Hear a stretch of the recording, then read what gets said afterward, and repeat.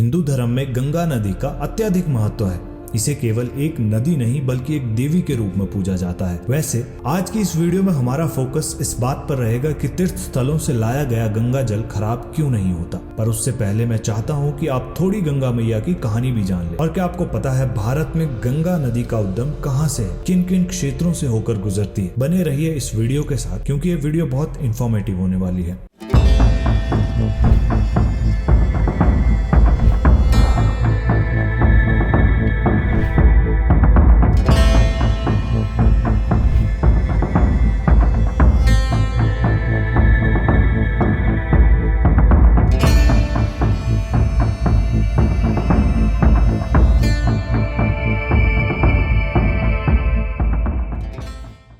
गंगा को माँ गंगा के नाम से जाना जाता है और इसे पवित्रता, मोक्ष और आध्यात्मिक शुद्धि का प्रतीक माना जाता है। इसका उल्लेख वेदों, पुराणों और महाकाव्यों में मिलता है। वामन पुराण के अनुसार जब भगवान विष्णु ने वामन रूप में अपना एक पैर आकाश की ओर उठाया तो उस समय ब्रह्मा जी ने भगवान विष्णु के चरण धोकर जल को अपने कमंडल में भर लिया। इस जल के तेज से ब्रह्मा जी के कमंडल में गंगा का जन्म हुआ। पिता ब्रह्मा के शाप के कारण गंगा को पृथ्वी पर आना पड़ता है और फिर राजा शांतनु से उनका प्रेम और विवाह होता है। लेकिन क्यों शापित हुई गंगा मैया? शाप की कहानी इस प्रकार से है कि जब ब्रह्मदेव की सेवा में देवताओं के साथ राजा महाभीष भी उपस्थित थे, जो कि इक्ष्वाकु वंश के राजा थे। वहां पर गंगा माता उन्हें देख लेती है। दोनों एक दूसरे को देखने लगते हैं। तभी ब्रह्मदेव की नजर पड़ जाती है। इससे वे क्रोधित हो गए। उन्होंने महाभीष और गंगा को श्राप दिया कि अब तुम दोनों पृथ्वी लोक में जन्म लोगे, क्योंकि स्वर्ग में तुम्हारी इच्छा पूर्ण नहीं हो सकती। कहा जाता है कि ब्रह्मदेव के श्राप के कारण ही गंगा का पृथ्वी पर अवतरण हुआ। फिर महाभीष राजा प्रतीप के घर शांतनु के रूप में जन्मे और गंगा पृथ्वी पर स्त्री रूप में आई। इसके बाद गंगा और शांतनु का विवाह हुआ।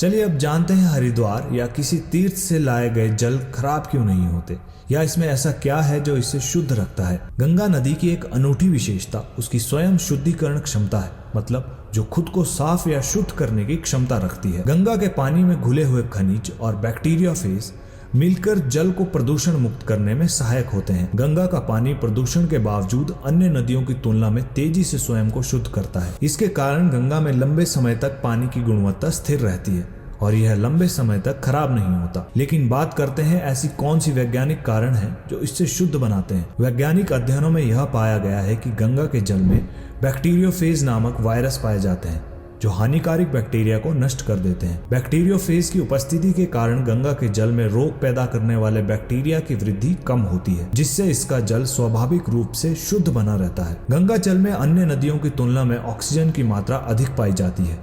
यह उच्च ऑक्सीजन स्तर पानी को स्वच्छ बनाए रखने में मदद करता है और प्रदूषण के बावजूद गंगा का पानी अन्य नदियों की तुलना में लंबे समय तक शुद्ध रहता है। 19वीं सदी में फ्रांसीसी वैज्ञानिक अर्नेस्ट हेनकिन ने गंगा के जल में बैक्टीरिया नाशक तत्वों की उपस्थिति का अध्ययन किया। उन्होंने पाया कि गंगा जल में एक ऐसा तत्व मौजूद है जो विब्रियो कॉलरा, जो हैजा का कारण होता है, जैसे रोगजनक बैक्टीरिया को मार सकता है।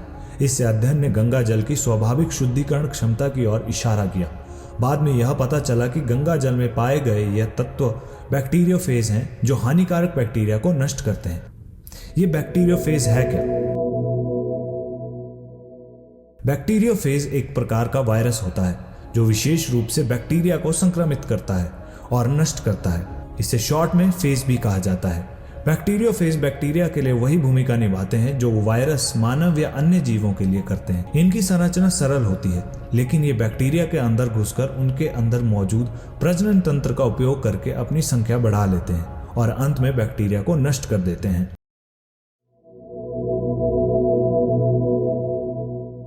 National mission for clean Ganga और केंद्रीय जल आयोग द्वारा कई अध्ययन किए गए हैं, जिसमें गंगा के विभिन्न स्थानों पर पानी के डो स्तर का आकलन किया गया है।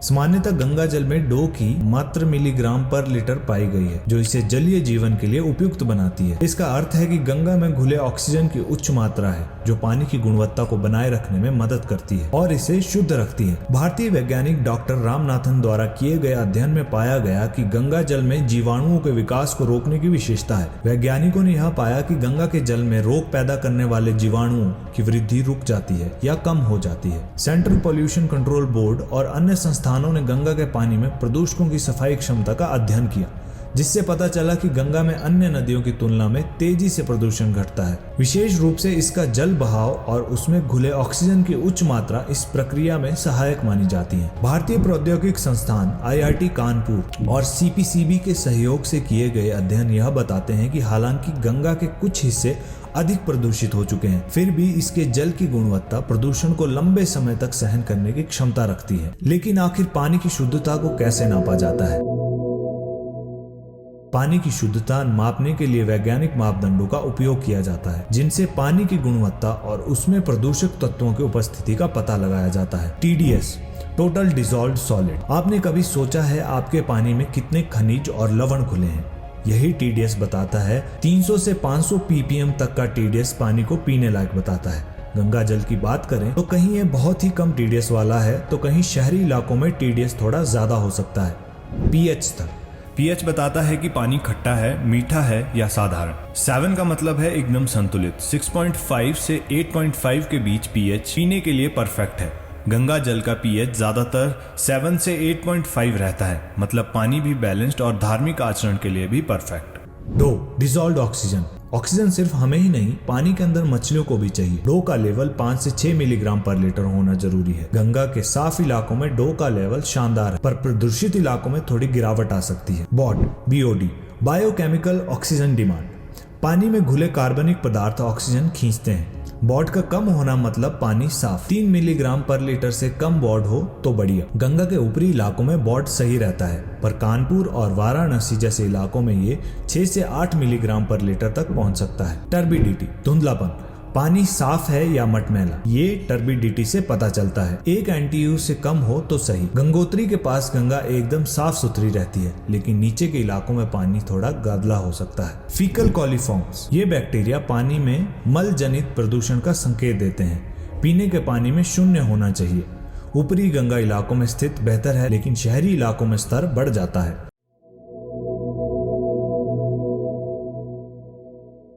गंगा को शुद्ध और प्रदूषण मुक्त करने के लिए सरकार और विभिन्न संस्थानों ने भी प्रयास किए हैं। गंगा एक्शन प्लान को 1986 में तत्कालीन प्रधानमंत्री राजीव गांधी द्वारा लॉन्च किया गया था। इसका उद्देश्य गंगा नदी को प्रदूषण मुक्त करना और उसकी जल गुणवत्ता को सुधारना था। गैप के पहले और दूसरे चरण में कुछ सुधार देखने को मिले, लेकिन प्रदूषण को पूरी तरह से नियंत्रित नहीं किया जा सका। जनसंख्या वृद्धि, औद्योगिक कचरे और नगरों के ठोस अपशिष्ट की वजह से गंगा को साफ करने में गैप पूरी तरह सफल नहीं हो सका। 2014 में प्रधानमंत्री नरेंद्र मोदी ने नमामि गंगे कार्यक्रम शुरू किया। यह अब तक की सबसे बड़ी और महत्वाकांक्षी परियोजना है, जिसका उद्देश्य गंगा की सफाई के साथ साथ उसकी जैव विविधता का संरक्षण भी करना है। इसमें गंगा के तट पर सीवेज ट्रीटमेंट प्लांट का निर्माण, नदी के किनारे शहरों और गांवों में ठोस अपशिष्ट प्रबंधन, औद्योगिक प्रदूषण को नियंत्रित करने के लिए सख्त नियम लागू करना, गंगा की जैव विविधता का संरक्षण और इसके आसपास के क्षेत्रों में वृक्षारोपण। 2020 के बाद से नमामि गंगे परियोजना के तहत कई महत्वपूर्ण प्रगति देखी गई है।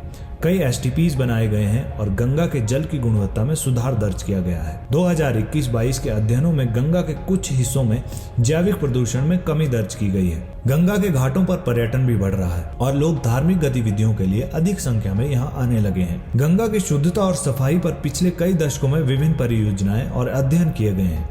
इनमें से कुछ परियोजनाओं ने महत्वपूर्ण प्रगति की है, लेकिन गंगा की सफाई एक सतत और दीर्घकालीन प्रक्रिया है। गंगा की शुद्धता बनाए रखने के लिए सरकार, समुदाय और पर्यावरणविदों को लगातार मिलकर काम करना होगा, ताकि यह पवित्र नदी स्वच्छ और अविरल बनी रहे। दोस्तों, गंगा को भारतीय सभ्यता का उद्गम स्थल माना जाता है। गंगा न केवल भारत की सबसे पवित्र नदी है, बल्कि ये एक महत्वपूर्ण प्राकृतिक संसाधन और कृषि, धार्मिक, सामाजिक और सांस्कृतिक गतिविधियों का केंद्र भी रही है। गंगा नदी का उद्गम हिमालय पर्वत में गंगोत्री ग्लेशियर से होता है, जो भारत के उत्तराखंड राज्य में स्थित है। गंगोत्री में गंगा का प्रारंभिक नाम भागीरथी है और इसका स्रोत स्थान गौमुख के रूप में जाना जाता है, जो समुद्र तल से लगभग 13,450 फीट की ऊंचाई पर स्थित है। गंगा का वास्तविक रूप देवप्रयाग में बनता है, जहां भागीरथी और अलकनंदा नदियों का संगम होता है। देवप्रयाग के बाद इसे गंगा नाम से जाना जाता है। गंगा नदी की कुल लंबाई लगभग 2525 किलोमीटर है, जो इसे भारत की सबसे लंबी नदी बनाती है। गंगा का सफर गंगोत्री ग्लेशियर से शुरू होता है और उत्तर प्रदेश, बिहार, झारखंड और पश्चिम बंगाल से गुजरती हुई बंगाल की खाड़ी में समाप्त होता है। गंगा नदी का समापन सुंदरबन के विशाल डेल्टा क्षेत्र में होता है, जहां यह नदी बंगाल की खाड़ी में मिल जाती है।